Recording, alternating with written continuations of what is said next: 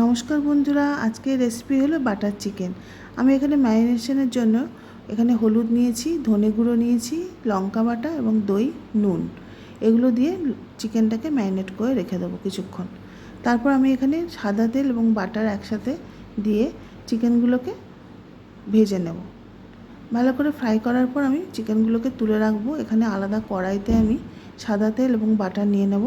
তেলটা গরম হলে আমি এখানে শুকনো লঙ্কা এবং পেঁয়াজ কুচি নেব, বেশ খানিকটা পেঁয়াজ কুচি কিছুক্ষণ ভাজবো। তারপর আমি এর মধ্যে কয়েক কোয়া রসুন নিয়ে নেব এবং টমেটো দেবো।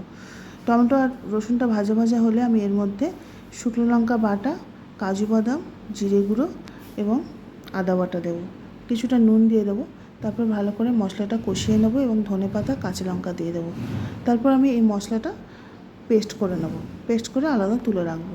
এখানে আমি অন্য একটা কড়াইতে বাটার এবং সাদা তেল দিয়ে গরম হলে আমি ওই পেস্ট করা মশলাটা এর মধ্যে দিয়ে দেবো। ভালো করে পেস্ট করা মশলাটা একটু কষিয়ে নেব আমি। তারপর চিকেনগুলো যে ভেজে রেখেছিলাম সেটা এর মধ্যে আমি অ্যাড করে নেব। গ্রেভিটা ঘন হয়ে এলে নামানোর আগে আমি ধনেপাতা এবং কাসুরি মেথি দিয়ে দেবো এবং আরও কিছুটা বাটার দিয়ে দেবো। তারপর আমি গরম গরম নান বা রুটির সাথে সার্ভ করব। বাটার নানের সাথে এটা খেতে লাগে জাস্ট ফাটাফাটি।